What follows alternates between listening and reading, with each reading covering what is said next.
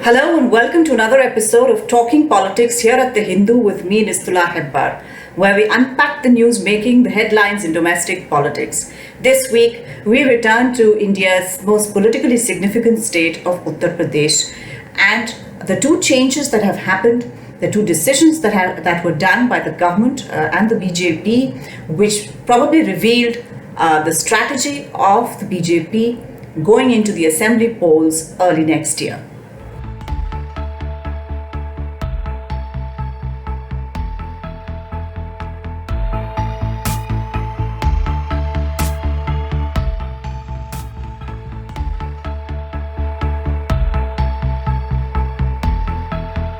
These two decisions that were taken by the Yogi Adityanath government on Sunday, which reveals so much about the BJP's strategy for its campaign for the upcoming Uttar Pradesh Assembly elections. Well, the first big decision was to raise the procurement price for sugarcane, the state advised price for sugarcane in the state from rupees 325 rupees per quintal to rupees 350 rupees per quintal. This is an increase of 25 rupees. Well, there are two kinds of price regimes for sugarcane. One is the state advised price, which is in force in Uttar Pradesh, and the other is the fair and remunerative price regime. So Uttar Pradesh government exercising its discretion in terms of having the power to raise this price did so on Sunday. And it is aimed at the sugarcane belt, which is western Uttar Pradesh, about 147 seats in the assembly, and where farmers groups protesting against the three farm laws had a massive Mahapanchayat a while ago in Muzaffarnagar. Now, a lot of people say that the issues facing the farmers in western Uttar Pradesh are not the same as those protesting against the farm laws, because a lot of contract farming and deals with the sugar mills. There are about 116 sugar mills in western Uttar Pradesh. They have all been part and parcel of farming in that area, and therefore the farm laws as such don't impact that area, but farmer solidarity on various issues can come up, and a feeling of grievance against the government was certainly there when it came to prices. So therefore, this increase in price is seen as a direct way in which the BJP-led government is trying to reach out to the Jat community in western Uttar Pradesh. The last time that assembly elections took place in Uttar Pradesh in 2017, the BJP won nearly 117 seats out of 141 or 44 odd seats in that area. So this was a big announcement, absolutely aimed at western Uttar Pradesh and all those assembly seats. Now, the second decision that was taken also on Sunday and implemented also on Sunday was the inclusion of 7 ministers to the State Council of Ministers. This expansion was a long time in coming. It had been talked about since May, June, July. The second wave and the virulence of the second wave had perhaps postponed this issue. Then there was the death of former BJP leader and former Chief Minister of Uttar Pradesh, Kalyan Singh, which again pushed this issue. And therefore, the government decided to do the inclusion on this Sunday, despite it being Pitru Paksh and not generally considered very auspicious time according to the Hindu calendar.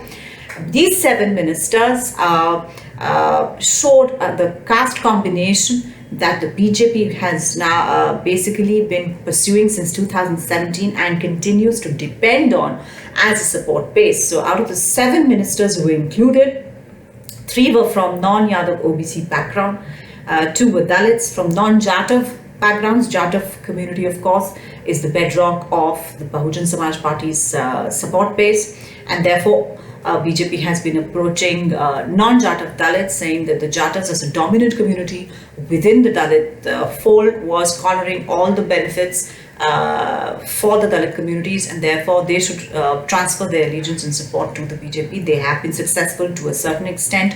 Then you had an inclusion of 1 scheduled tribe minister and 1 upper caste Brahmin minister in the face of Jitin Prasada, who had joined the BJP in June this year.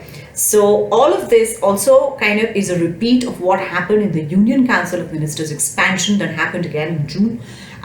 This basically showed that what the pattern that was done in terms of inclusions in the Union Council of Ministers. Out of 77 Union Council of Ministers at present, 48 are from non-upper caste backgrounds. And a bit of that is what is being attempted in Uttar Pradesh as well. This comes just 4 or 5 months before assembly elections are due.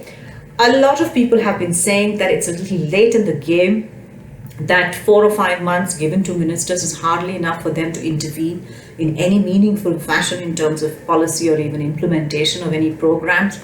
But this is largely a signal and a symbolic inclusion that has been done to appeal to various community groups that they are part of the BJP's community universe, and that the BJP is keen to give space to the leadership of these communities in its fold. Whether that message has gone down or not, of course, will be revealed in the 2022 assembly elections. The other two parties, the Samajwadi Party, which largely depends on the support of Yadav OBCs and the Muslim community, has been doing outreach programs because it has realized that a lot of its non-Yadav OBC support has shifted to the BJP. They have been doing a lot of programs trying to reach out to these communities. And the Bahujan Samaj Party has been doing a series of Brahmin Sammelans, also realizing that the upper caste, which had given support to the Bahujan Samaj Party in 2007, when Mayawati, the Chief Minister of Uttar Pradesh, then Chief Minister of Uttar Pradesh, had ridden to power, the first single party majority in many years in Uttar Pradesh. It was on the basis of a Dalit and Brahmin consolidation, or the Sarvajan alliance that she had termed. There was, of course, a growing distance after that between these communities. The BJP had gotten back the Brahmin support that they had at the height of the Ram Janmabhoomi movement. So both these other parties have realized what the BJP has been doing, how they have chipped away at their own support bases. They are also doing a lot of things to gather support. The expansion of the State Council of Ministers, therefore, is a signal given by the BJP in the state that it still intends to hold fast to the social alliance that propelled it to power with such a massive majority in 2017.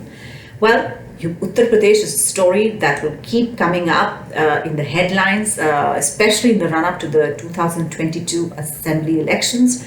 And we also hope to revisit all of these issues that we've talked about again and again. Thank you for watching today.